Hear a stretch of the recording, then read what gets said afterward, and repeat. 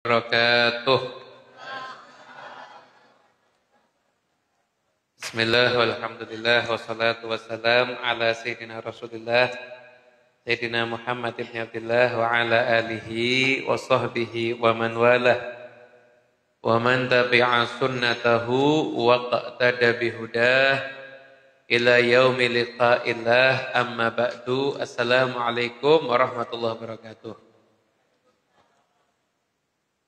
Sedherek para bapak, para ibu ingkang kula hormati, saiki mawon khususipun Romo Kiai Astori kang dek wau sampun memimpin maulid, memimpin jalannya acara di malam hari ini. Kemudian insyaallah majelis ini jadi majelis yang berkah insyaallah. Dengan semuanya yang punya hajat, semoga semua hajatnya dikabulkan oleh Allah Subhanahu wa taala. Amin ya rabbal alamin. Bapak Ibu yang dimuliakan Allah taala, Kanjeng Nabi Muhammad SAW itu adalah pintu rahmatnya Allah Subhanahu wa taala. Jadi anugerah-anugerah dari Allah taala itu seringkali melalui Nabi Muhammad SAW. Makanya banyak sekali keutamaan. Sekalipun Kanjeng Nabi itu sudah tidak satu alam dengan kula kalih jenengan. Kan sudah beda alam nggih.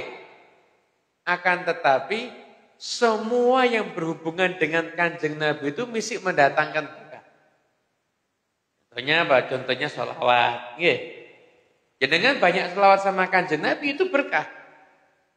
Jadi keutamaan membaca sholawat, yang bagaimana orang kalau membaca sholawat dapat sholawat dari Allah Ta'ala, itu bukan hanya ketika Kanjeng Nabi masih hidup. Sampai sekarang ini, sekalipun Kanjeng Nabi niku sampun benten alam, yang bilang Kanjeng Nabi mati, tidak boleh ya. Kalau di mazhabnya Imam Malik bilang Kanjeng Nabi mati itu tidak boleh. Kenapa? Karena tidak sopan. Kanjeng Nabi itu beda alam sama kita ya. Kalau wafat boleh, wafat itu menyelesaikan. Wafat itu menyelesaikan tuh tugas, tak apa-apa kalau begitu ya. Tuh Kanjeng Nabi mati, ya itu tidak sopan itu ya. Kanjeng Nabi itu sudah beda alam dengan kita. Namun manfaatnya mesti bisa kita rasakan. Contohnya satu, selawat kepada Kanjeng Nabi itu berkah dan pahalanya itu luar biasa. Bayangkan, Kanjeng Nabi SAW itu pernah didapati sama sahabat Kanjeng Nabi itu lagi sujud. Sujudipun Kanjeng Nabi menika dangu, sujudnya itu lama. Lama sekali Kanjeng Nabi itu sujud. Sampai akhirnya sahabat itu sempat berpikiran jangan-jangan Kanjeng Nabi meninggal ketika sujud. Tidak lama Kanjeng Nabi bangun dari sujud. Wajahnya senang, berseri-seri. Sahabat tanya, ya Rasulullah kenapa? Barusan itu datang utusannya Gusti Allah Ta'ala. Ngasih kabar gembira kepada saya. Siapapun dari umatku sholawat sekali, Allah akan balas kepada dia sholawat 10 kali. Ini hadis sudah sering kita dengar. Jangan pernah hafal tak? Barang siapa selawat sama Kanjeng Nabi 1 kali, dibalas sama Allah 10 kali. Sudah sering dengar kan? Pertanyaannya, kapan sujud syukurnya? Padahal, apakah Kanjeng Nabi itu diuntungkan dengan selawatnya kita? Boten, Pak. Seluruh dunia, tidak ada yang makan, tidak ada yang minum, tidak ada yang kerja, tidak ada yang ngapa-ngapain, cuma selawat tok hidupnya. Itu tidak nambah kemuliaannya Kanjeng Nabi, maaf. Kanjeng Nabi itu terletak pada satu makom kedudukan yang tidak mungkin bisa tambah mulia kita karena sudah di puncaknya. Bawahnya Allah, Rasulullah. Wis, ada lagi. Udah. Bisa mentok itu. Bawahnya Allah, ya Kanjeng Nabi Muhammad SAW. Baru yang lain. Baru yang lainnya. Jadi tidak nambah. Jadi sholawat itu tidak nambah kemuliaannya Kanjeng Nabi. Terus kalau kita tidak ada sholawat, ngurangi kemuliaannya Kanjeng Nabi, ya sami boten. Tidak Tidak ngurangi dan tidak nambah. Tapi itu nambahi kebaikan untuk diri kita. Jadi ketika Kanjeng Nabi, biasanya kan orang itu sujud syukur karena datang kabar gembira untuk dirinya. Gitu apa? Betul apa betul? Ini Kanjeng Nabi sujud syukur karena kebaikan datang sama jenengan. Tuh. Hebat apa betul? Jenengan umpama tiba-tiba dapat umpama saya di sini ceramah menerangkan tentang adab sujud syukur.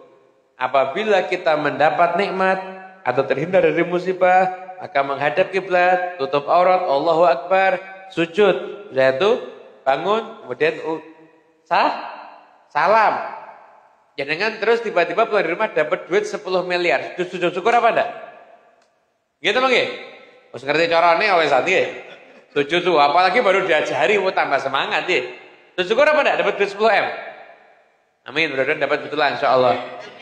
Oh, yang pertama kali itu ya sing nyekel mic gitu ya. Sing ndongaake. Nanti jenengan setelah itu selanjutnya ya. Hadirin yang dimuliakan Allah Subhanahu wa taala, itu jenengan yang dapat jenengan sujud syukur. Wajar apa enggak? Jenengan sampai rumah dapat kabar tonggo jenengan dapat 10 M. Sujud syukur apa enggak? Ya enggak. Urusane apa sing entuk tonggoku gitu Bang nggih? Kok jangankan tonggo, sekalipun mungkin kerabat, itu mungkin enggak sujud syukur. Betul kan? Kanjeng Nabi itu cintanya sama kita luar biasa. Kebaikan, balasan sholawat dari Allah untuk orang yang sholawat sama Kanjeng Nabi Muhammad itu menguntungkan kita. Tapi yang sujud syukur Kanjeng Nabi kula kali jenengan wis denger ya sudah denger pun mireng nggih pinten-pinten kemawon belas mboten nate kepikiran sujud syukur. Aneh lho ya. Berarti bisa kita simpulkan apa? Kanjeng Nabi lebih cinta sama kita dibanding kita mencintai diri kita sendiri. Paham apa mboten? Kanjeng Nabi itu lebih cinta sama kita daripada kita mencintai diri kita sendiri. Mula yang tahu kemaslahatan hidup kita. Endi yo aku kuwi sing luwih apik nglakoni apa ya? Nglakoni iki apa iku? Itu yang tahu, itu lebih tahu Kanjeng Nabi dibandingkan diri kita sendiri. Kecuali mungkin ada urusan yang remeh-temeh ya. Kadang-kadang kan Azhab itu memang pernah dawuh, antum a'lamu bi umuri dunyakum. Kamu lebih ngerti urusan dunia kalian, maksudnya urusan remeh-temeh. Ada misalkan umpama, iki carane gawe pecel pripun, jenengan lebih tahu lah itu. Tapi urusan-urusan urgent dalam kehidupan kita, Kanjeng Nabi itu lebih ngerti sekalipun dibanding kita sendiri. Makanya Kanjeng Nabi ketika beliau itu kapundhut pindah alam, beliau meninggalkan kita itu dalam keadaan yang terang benderang. Aku meninggalkan kalian dari umatku ala mahajjatil baydha lailuha kanahariha au kama qala. Hai umat, kamu ini tak tinggal. Tapi ojo khawatir, kamu itu saya tinggal di atas jalan yang lurus, jalan yang terang, saking terangnya malamnya dan siangnya itu sama. Bisa dipahami ya? Saking terangnya jalan yang ditinggalkan oleh Kanjeng Nabi. Nah, poin yang kedua, pertama Kanjeng Nabi sudah kabur tapi masih bisa memberikan manfaat. Ada kan kalau kita sholat sama Kanjeng, betul apa enggak? Saking hebatnya sholawat itu. Kita itu enggak pernah ya, sholat bilang gini. Usolli ala sayyidina Muhammad, enggak pernah. Pasti Allahumma sholli ala sayyidina. Betul enggak? Kita enggak pernah.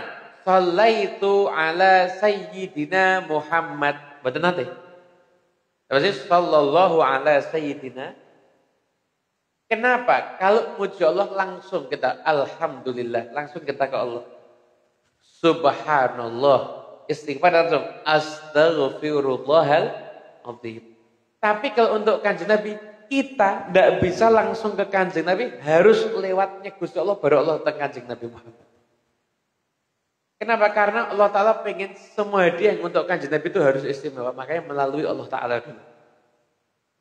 Itu loh hebatnya dan bedanya zikir sholawat dibandingkan dengan zikir yang lainnya. Gitu. Makanya kanjeng Nabi itu luar biasa Pak. Kita itu tidak boleh nganggap kanjeng Nabi itu biasa, tidak boleh. Harus kita anggap itu luar biasa. Ya harus orang itu berlebihan loh. Berlebihan terhadap Rasulullah itu hanya pada batas nganggap kanjeng Nabi Tuhan. Itu berlebihan. Selain itu tidak berlebihan. Yang paling apik kanjeng Nabi, paling top kanjeng Nabi, paling istimewa kanjeng Nabi itu tidak berlebihan. Paling itu kanjeng Nabi tidak berlebihan. Itu tidak berlebihan. Kenapa? Berlebihannya cuma sampai pada batasan mengatakan kanjeng Nabi Tuhan. Itu berlebihan. Tidak berlebihan. Jangan tahu di Maulid Burda sampai mengatakan apa? Fa kaifa tad'u ila dunya daruratuman laulahu lam tukhrajid dunya minal adam. Dasar Burda itu menceritakan Kanjeng Nabi SAW itu, beliau itu kadang-kadang sampai ganjel batu di perutnya karena kelaparan. Kita ini tidak pernah kelaparan, Bapak. Tidak pernah kita kelaparan. Alhamdulillah, jadi jenengan jangan bengak-bengok krismon wae. Terus jenengan itu tidak pernah kelaparan. Jenengan tidak pernah kelaparan. Betul enggak? Apa pernah nganti ganjel batu? Tidak pernah. Ini tidak pernah kelaparan. Nikmat hidup kita ini. Jadi jangan mikir muluk-muluk. Allah Ta'ala kita nyembah Allah hari ini, jangan pikir kita harus dikasih rezeki buat besok. Mikir aja hari ini dikasih Allah Ta'ala rezeki, alhamdulillah. Sudah ada buat besok, ya alhamdulillah. Pokoknya syukuri hidup terus. Kanjeng Nabi itu sampai ganjel batu di perutnya. Setelah itu kata Imam Busiri yang nulis Burdah. Burdah ini kitab pujian Nabi yang luar biasa. Sudah pernah dengar Burdah? Bagian belum pernah, masih asing ya. Nah, saya ceritakan dulu. Jadi gini, jadi biar tidak bingung. Ada yang belum pernah dengar Burdah kan? Belum kan? Belum tahu Burdah itu apa kan? Ada yang belum pernah dengar. Gini, dulu ada seorang penyair, namanya Al-Busiri. Dulu itu Pak, penyair itu kerjaannya muji raja dan orang kaya, nanti dapat duit. Gitu. Muji raja dan orang kaya, nanti dapat duit. Jadi syair itu dulu sarana untuk pencitraan. Contoh. Di kampung sini, di Bendosari, ada orang ngedit pol. Ojo duitnya dijaluk, dosanya dijaluk orang itu. Saking medite itu kok, orang terima duit itu, dosanya dijaluk orang itu. Pelit kikir. Tapi kalau dia itu bisa bayar penyair, maka penyair itu akan muji-muji dia dengan syair kedermawanan yang sampai bocah-bocah cilik itu apa? Saking indahnya syairnya. Hingga akhirnya orang kalau ngomongin dia, taunya dia pelit atau dermawan. Lomo apa pedit? Lomo, gara-gara syair. Paham ya? Gitu loh. Jadi dulu tuh syair itu untuk alat pencitraan. Paham ya? Ada orang wasan. Tapi punya duit bisa bayar penyair. Cerita anak aku kipo halus. Dia akan buat 2 bait syair yang indah tentang kehalusannya dia. Paham ya? Sehalus sutra apapun di dunia tidak lebih halus dibandingkan sahabatku Mr. Fulan. Itu nanti bocah-bocahnya itu hafal sampai di daerah itu yang ada bagiannya Fulan itu adalah halus. Begitu. Sekalipun orangnya gigil, sekalipun orangnya kasar. Begitu. Jadi, dulu itu syair untuk alat pencit. Paham. Ada satu orang, misalkan, ada bapak-bapak, digedingi wong akeh. Ini dia bisa ngerubah persepsi publik hanya dengan bayar tukang syair. Dibuatkan syair yang ini, bisa berubah persepsi publik terhadap dia. Karena syairnya tadi. Dulu tuh alat pencitraannya namanya syairah. Sampai sini paham ya? Dulu ada seorang pemuji itu, penyair. Namanya Busiri. Busiri itu penyair top. Busiri ini sakit, lumpuh. Tiba-tiba lumpuh. Lumpuh, udah bisa apa-apa. Ketika dia lumpuh, tidak ada yang bisa ngobati. Dokter, tidak bisa. Tabib, tidak bisa. Mantri, tidak bisa. Nakes, tidak bisa. Profesor, tidak bisa. Provokator, yora iso bodoh. Ada yang bisa ngobati. Akhirnya dia nyatakan, kalau saya sembuh, saya mau buat pujian untuk Kanjeng Nabi. Subhanallah, rotu enteng badannya, dia langsung buat pujian untuk Kanjeng. Jadi penyair itu burda nanti amin tadzakuri jiranim bidhi salami mazat tajam anjara mimuqlati bidami am. Jadi pujian-pujian itu indah selalu dengan baca artinya tuh indah. Baca artinya tuh indah. Nanti kalau kita hari di promosi majelis itu apa-apa. Saya tuh kan punya kajian rutin di Ar-Raudhah. Bisa Ar-Raudhah tuh ya? Nggak tahu tinggal cari di Google Map. Setiap hari Senin ba'da Isya. Hari Senin ba'da Isya. Nah, biasanya sebelum ngaji nanti baca burdah dulu. Jadi dapat buku burdah gratis nanti. Datang ya udah. Datang nanti kalau pengen tahu burdah, dapat bukunya, terjemahnya gratis ya monggo. Besok Senin datang, sholat Isya berjamaah di majlis. Tapi ojo Senin sesuk tok ya teko terus nek saya. Itu, jadi kita burdah nanti ya. Insyaallah. Jadi itu diri yang dimuliakan Allah Ta'ala. Sampai mana tuh? Lali itu akhirnya. Busiri akhirnya sembuh. Akhirnya dia melanjutkan syair itu. Akhirnya mimpi ketemu Kanjeng Nabi. Intinya diobati sama Kanjeng Nabi. Disusap sembuh. Berubahlah dia dari orang yang akhirnya memuji raja. Jadi memuji Kanjeng Nabi Muhammad SAW. Ada riwayat mengatakan awalnya syair itu disembunyikan. Tapi tiba-tiba ada orang datang ke sana minta, mana syairnya? Kok tahu kamu? Mana syairnya? Kok tahu? Akhirnya ternyata orang ini mimpi ketemu Kanjeng Nabi, suruh tawasul sama syairnya Abu Syirik. Akhirnya masyhur. Ya, orang-orang kalau hajatan pindah rumah nanti baca burdah. Ada yang sakit keluarga nanti niatin baca burdah itu tawasul untuk kesembuhan. Gitu. Paham je? Gitu. Sakit paham je? Alhamdulillah. Sampai kertas ya nih. Nah, namanya burda. Di burda itu intinya pujiannya sama Kanjeng Nabi itu indahnya luar biasa. Indahnya luar. Jadi kan kalau misalkan mau ke Raudhah repot ya, tinggal apa? Tinggal Google ya bisa ya. Cari di Google tuh terjemah burda banyak nanti ya. Atau beli di toko-toko online, Tokped, Shopee dan lain sebagainya itu kan juga bisa. Bapak Ibu yang dimuliakan Allah Ta'ala, jadi dipuji itu ada. Jadi fakaifa tad'u ila dunya daruratuman laulahu lam tukhrajid dunya minal adam. Gimana kan Nabi itu kedorot untuk kepepet kepada dunia. Kan Nabi itu kok iso seneng karo dunia. Loh, dunia ini tidak akan diciptakan kecuali karena Kanjeng Nabi Muhammad. Sampai-sampai jadi dunia ini diciptakannya untuk Rasulullah Shallallahu Alaihi. Sampai-sampai kalau di dalam Maulid Ad-Dibai karena seorang muhadits, jadi itu lihat kitab-kitab Maulid itu Pak, itu yang nulis ahli hadis semua ya Pak. Jangan jangan kira tuh yang nulis mudin ning kampunge dhewe-dhewe kuwi mboten.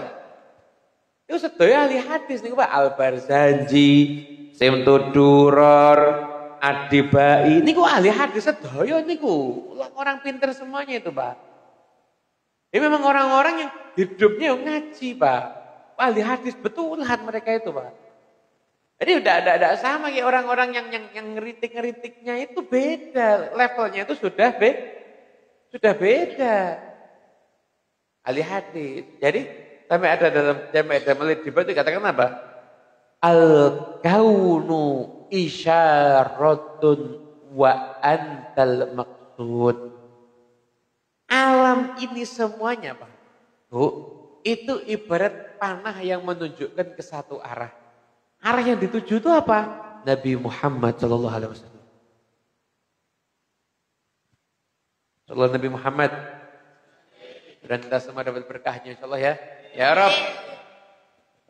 Al-kaunu isyaratun wa antal maksud. Alam ini hanyalah papan yang memberikan satu isyarat. Apa yang dituju Nabi Muhammad SAW. Tak kasih gambaran ya. Saya membuat buku biografi Pangeran Diponegoro. Dia cerita tentang daerah Kedug, akhirnya begini. Bapaknya Diponegoro, ibunya masa kecilnya koncone sapa kiman dan sebagainya. Ini semua tetek bengi saya ceritakan. Ini intinya sampai mau saya bahas. Sampai mau saya bahas. Pangeran Diponegoro, paham ya? Paham kan? Dunia ini semuanya. Tidak ada yang penting. Sepenting Kanjeng Nabi Muhammad SAW. Semuanya itu hanya untuk Rasulullah. Dan ini tidak berlebihan. Ini tidak berlebihan. Ini biasa. Memang kalau hadis laulaka ya Muhammad ma khalaqtul aflaq. Kalau bukan karena engkau ya Muhammad, aku akan menciptakan alam. Hadis memang ada catatan. Ada yang bilang itu dhaif, ada yang bilang itu palsu dan lain sebagainya. Tapi sebagian ulama mengatakan, sekalipun ulama yang mengatakan hadis ini lemah, mereka mengatakan maknanya hadis ini benar. Redaksi kalimat itu memang dipertentangkan, tapi makna kalimat itu benar-benar ada. Benar-benar ya begitu maknanya yang tepat. Contoh, hubbul waton minal iman. Itu bukan hadis. Hubbul waton minal iman itu bukan hadis. Cinta tanah air sebagian dari itu bukan hadis. Jangan sampai jenengan akhirnya kultum qala Rasulullah hubbul waton minal iman. Dosa sampean. Ngawur, itu bukan hadis. Tapi makna ucapan itu betul. Itu bukan ucapannya Kanjeng Nabi sehingga tidak bisa dikatakan hadis.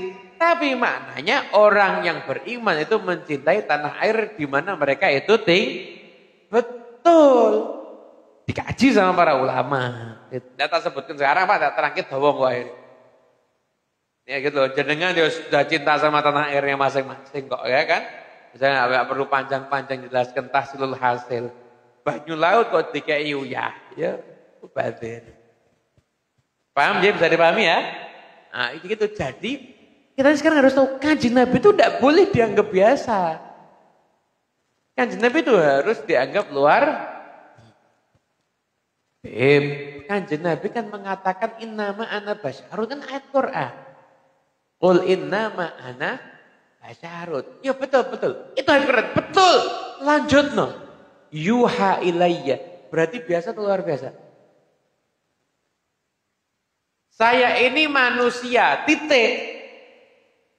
Tapi presiden, biasa atau luar biasa?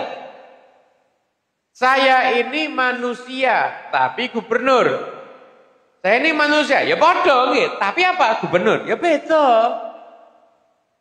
Gubernur mbok padake karo yane, mboten saged ngene apa nggih? Saya ini manusia, tapi saya dikawal wahyu ilahi. Sama atau beda? Beda. Paham ya? Jadi Kanjeng Nabi itu tidak boleh dianggap biasa. Kanjeng Nabi itu harus kita anggap luar biasa. Tuhan Nabi Muhammad. Keistimewaannya Kanjeng Nabi itu apa aja? Yo ndak entek Pak diceritake Pak. Yo ndak bisa, banyak sekali. Saya baru lihat, tadi hari ini saya baru ngaji-ngaji. Itu mau ngetet-ngetet niki kula sekalipun senajan mboten ngagem kitab, tapi kula nek badhe pengoset kula nggih, Pak ngaji riyen, Pak. Ya ulama itu sebelum menyampaikan ilmu, mereka itu belajar dulu karena biar bisa menyampaikan apa yang memang diperlukan dan baru, sesuatu yang mesti baru di masyarakat gitu. Saya ini tadi baca buku. Yang ngarang ulama top Pak, namanya Imam Jalaluddin As-Suyuti. Pernah dengar tafsir Jalalain? Ini yang ngarang ini beliau, yang ngarang tafsir Jalalain. Karyanya banyak. Karyanya banyak. Ulama top. Saya nggak ngerti berarti orang pati ulama, nggih. Aku nggak ngerti bebores, oke dudu ulama, nggak ngerti. Nah, ini, beliau tuh mengumpulkan kitab, mengumpulkan riwayat hadis sampai 20 tahun tentang khususnya keistimewaan Kanjeng Nabi Muhammad. Nama kitabnya Al-Khosaisul Kubra. Keutamaan yang luar biasa. Saya ini baru saya baca awalnya, Masya Allah luar biasa. Jadi Kanjeng Nabi ketika Mi'raj itu menyaksikan apa? Di aras, di mana-mana, di langit itu. Paling banyak sekali tulisan apa? La ilaha illallah Muhammadun Rasul. Jadi nanti orang tuh kalau nanti pindah ke alam akhirat. Jadi sekarang ini orang kita lihat maulidan di mana-mana kan? Kan disiarkan Kanjeng Nabi gitu. Maulidan versi akhirat itu nanti lebih top. Karena aras ada nama Muhammad. Tiangnya surga ada nama Muhammad. Semua yang kita lihat di situ nanti akan banyak terdapat nama Muhammad Rasulullah. Luar biasa. Sama dengan yang lainnya. Ini Imam Suyuti. Ini rumuskan riwayat hadis loh Pak. Tidak mungkin ngarang hadis. Imam Suyuti kok ngarang hadis. Beliau tuh topnya ulama, hafal ratusan ribu hadis. Aku kok ora tau krungu lho hafalmu hadis piro dul? Iki imam iki itu ada yang hafal 300.000 hadis. Al-Musnid, yang dipanggil Al-Musnid, Al-Hafid, itu hafal ratusan ribu hadis, betulan asli. Tapi benar ada yang derajatnya sahih, ada yang hasan, ada yang dhaif. Kalau dhaif itu ada banyak namanya nanti terangkat dari hasan li ghairi gitu. Tuh ini yang ngaji hadis. Itu makanya jangan pakai orang gaya. Habib itu hadisnya sahih apa enggak? Tak takoni balik hadis sahih itu apa? Orang ngerti ison jawab kok. Hadis sahih itu apa? Tahu enggak? Hadis sahih itu adalah hadis satu, sanadnya nyambung mutasil. Yang kedua rawinya adil. Yang ketiga rawinya dhabt. Dhabt itu apa? Punya kemampuan untuk menjaga hadis tersebut. Rawi-rawi hadis niku Pak Bu. Nih gini ya. Bapak Ibu Allah Ta'ala. 2 bulan lalu saya kan di sini ya. Saya ceramah apa? Ingat tak? Jenengan tidak bisa jadi rawi hadis. Ora iso. Itu rawi hadis mesti ingat yang saya sampaikan 2 bulan yang lalu. Detail.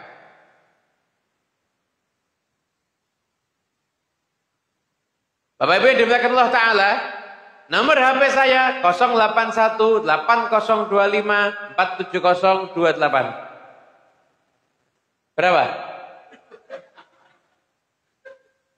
Ngono kok nyepelek iki hadis ya apa? Iki rawi hadis gak ngerti lho. Rawi hadis itu apa? Karena orang-orang baik. Makanya Pak, di antara tradisinya para habaib itu, kalau bulan Rajab ngaji Sahih Bukhari, itu nama-nama bulan, itu wali semuanya itu Pak. Pernah tahu enggak? Itu orang-orang yang adil tuh Pak, tidak pernah berbuat dosa besar dan tidak melazimi dosa kecil. Niku wali-wali sedoyo niku. Orang-orang istimewa semuanya mereka itu. Begitu. Sallallahu Nabi Muhammad. Agak dipahami ya? Alhamdulillah begitu. Nah, Bapak Ibu yang dimuliakan Allah Ta'ala, jadi orang kadang tidak ada ngerti. Sanad nyambung, rawinya adil, dhabt, kemudian as-salamah minasyudud. Syudud itu apa? Hadis yang lain, ada hadis yang lain tapi bertentangan. Ada hadis lagi hadis yang lain yang berbeda, macam-macam. Itu baru bicarakan hadis sahih aja, kadang orang tidak ngerti, mau teriak bengak-bengok hadis sahih, padahal hadis sahih maknanya apa tidak tahu. Kan repot begitu. Itu paham ya? Jadi banyaklah kita ini ahlu sunnah wal gudangnya dalil kita ini alhamdulillah. Kayak amalan apapun yang kita lakukan sebenarnya dengan madep mantep mawon ya. Madep mantep mawon, tidak usah goyang, tidak usah goyah. Karena semuanya itu punya dalil yang jelas dari Al-Quran dan juga dari hadis Nabi Muhammad SAW. Punya riwayat-riwayat hadis-hadis yang benar begitu. Hadirin yang dimuliakan Allah Subhanahu Wa Taala, begitulah jadi saya akan sampaikan. Jadi mengumpulkan riwayat-riwayat tentang kanjeng Nabi itu luar biasa. Rasulullah SAW itu kalau jalan di atasnya dinaungi awan. Apakah itu manusia biasa? Biasa apa luar biasa? Ada di sini yang dinaungi awan. Ada. Terus yang paling sugih dhewe di kampungmu nek mlaku be. Karo sing paling kiri, padha. Nek srengenge kabeh. Kanjeng Nabi SAW itu wajahnya beda, fisiknya juga beda, enggak sama dengan manusia pada umum.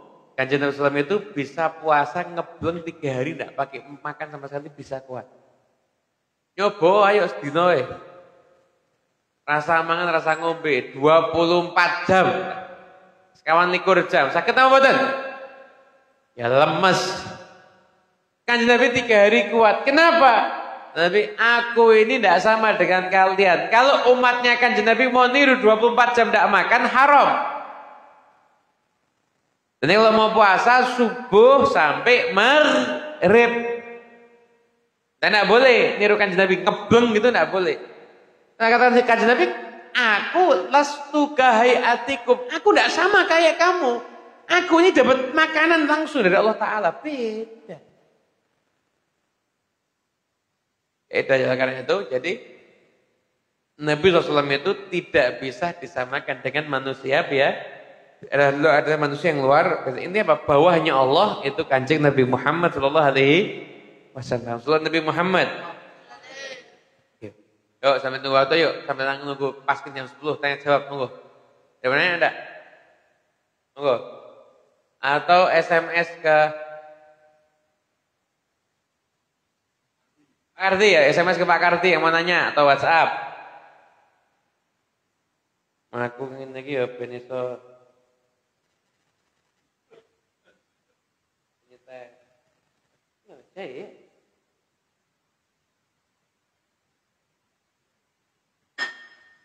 Ya monggo.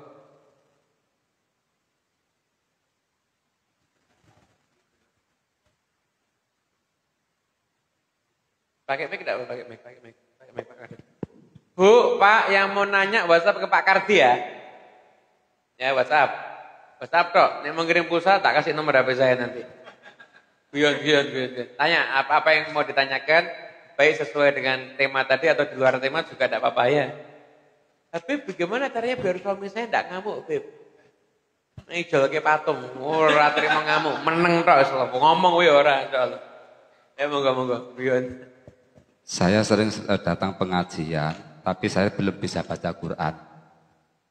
Dan saya belum ada minat membaca Quran. Apa saya itu termasuk orang yang berdosa, Bib? Hukum belajar membaca Al-Quran adalah wajib pada bagian yang mempengaruhi sah atau tidak sahnya sholat. Itu wajib belajar di bab itu. Berarti apa? Al-Fatihah wajib, yang lainnya itu sunnah. Paham ya? Kalau belum bisa Al-Fatihah, tidak boleh tawar-menawar, wajib belajar. Sebisa mungkin sampai Fatihahnya itu benar. Panjang, pendek, tasdid, pelafatan betul. Itu wajib. Tapi kalau baca Al-Baqarah dengan baik dan benar, itu hukumnya sunnah. Jadi selama yang Anda nggak bisa itu selain Al-Fatihah, ya saya nggak bisa dikatakan Anda dosa. Enggak, tapi Anda rugi. Karena Anda enggak belajar baca Quran. Rugi. Long kalamullah, mukjizat Nabi yang paling istimewa, kok kita enggak bisa baca, enggak bisa ngambil berkah dari situ? Ya rugi. Rugi. Kondangan pengajian di Solo, disediakan mobil Alphard, malah numpak odong-odong. Ya ndak dosa, tapi ya rugi ya numpak Alphard penak kok. Gitu Bang nggih? Kata mawon. Tapi kalau yang ndak bisanya itu Al-Fatihah, maka wajib harus belajar sampai bisa. Itu. Paham ya? Ada lagi? Monggo. Assalamualaikum warahmatullahi wabarakatuh. Assalamualaikum warahmatullahi wabarakatuh. Pada tangkep tentang tawasul, bagaimana kita untuk membaca tawasul itu biar benar-benar sampai kepada yang kita tawasuli, dan apa arti tawasul itu sendiri biar semua juga paham. Karena saat ini tawasul pun ditentang juga oleh kelompok-kelompok. Terus sembah nuwun.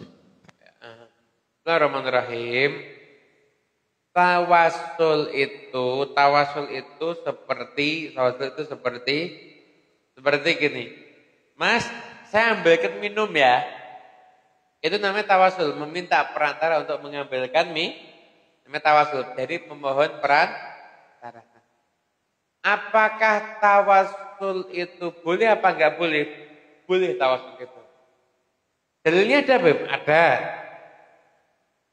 Ada sahabat buta datang sama Rasulullah SAW, minta pengen sembuh, pengen sembuh. Setelah itu maka Nabi tawari, kamu milih mana? Kalau kamu sabar, kamu dapat surga. Tapi kalau kamu pengen sembuh, ya bisa saya doakan sembuh, gampang-gampang mau untuk Kanjeng Nabi Muhammad SAW. Akhirnya dia tetap mintanya pengen sembuh.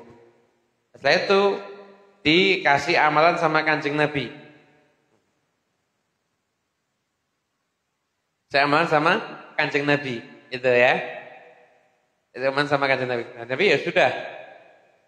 Kamu wudunya yang bagus. Setelah itu kamu sholat, ada langsung doa dengan doa ini.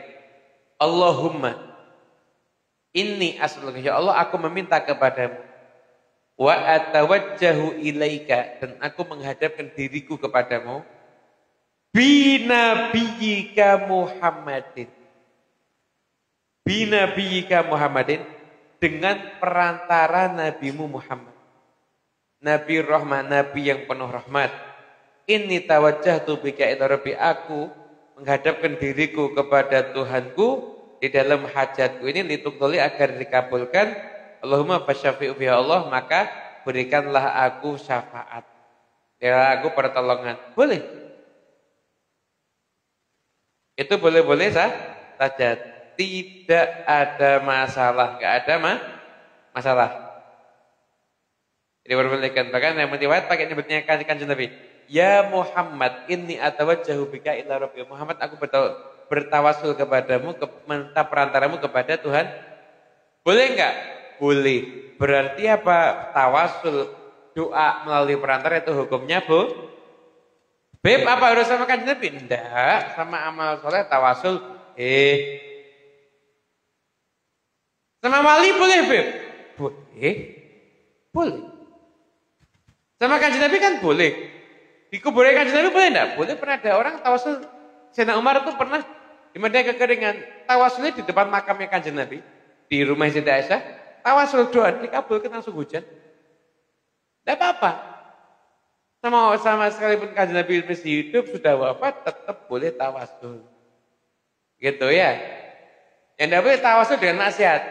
Ya Allah, berkat aku ngerasain semalam, kabulkan hajat-hajatku. Yang tidak boleh kalau itu ya. Tawasul dengan perbuatan dosa ya ora entuk, nggih. Tapi kalau dengan amal soleh dan lain sebagainya itu hukumnya masih diperboleh. Gitu. Ada lagi? Monggo. Tanya berat-berat. Nggih. Enggak ya.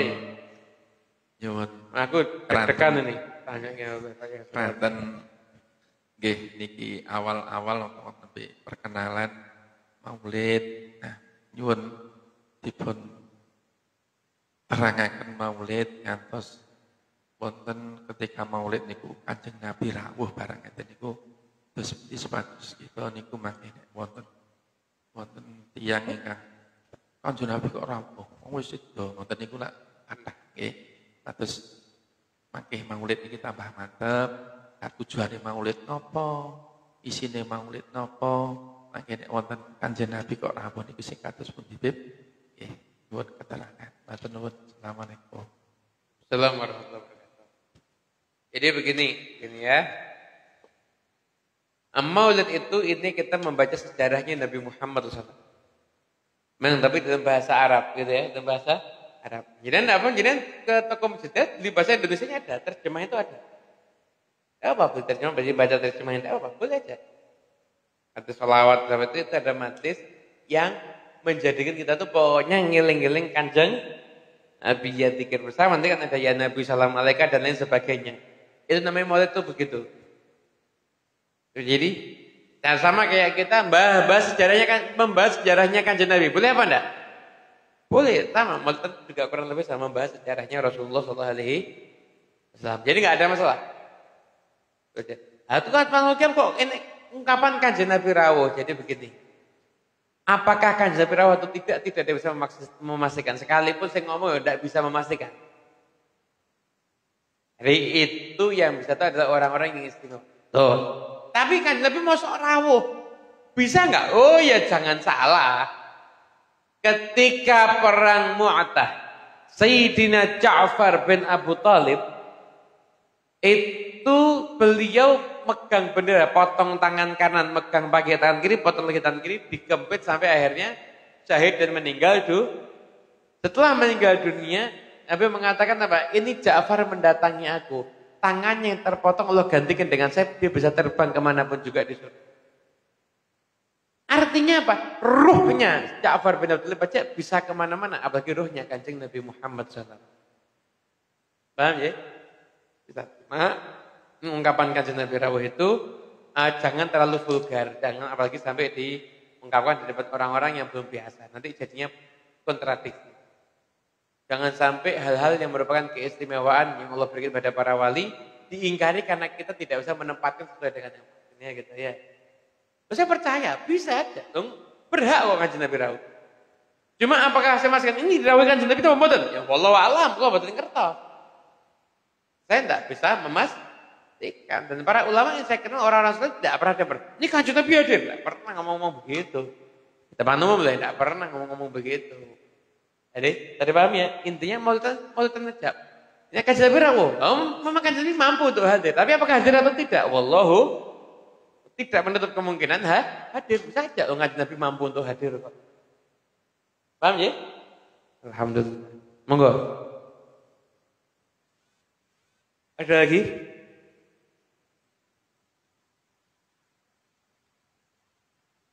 Sudah cukup ya? Ibu sudah lemes ini. Buri wis mong telu saya ngangop-angop begitu ya. Wallahu a'lam. Bishawab al-Fatihah. Al-Fatihah bil qabul wal iqbal sul ahwal naftah alaina lakum futuhat arifin. Yufaqihna yakum fi din alimna wa iyyakum ta'awil wa dinna wa iyyakum lis-sawa'i sabil. Rabbana atina fid dunya hasanah wa fil akhirati hasanah wa qina adzabannar. Wassallallahu rabbil alamin. Surah Al-Fatihah.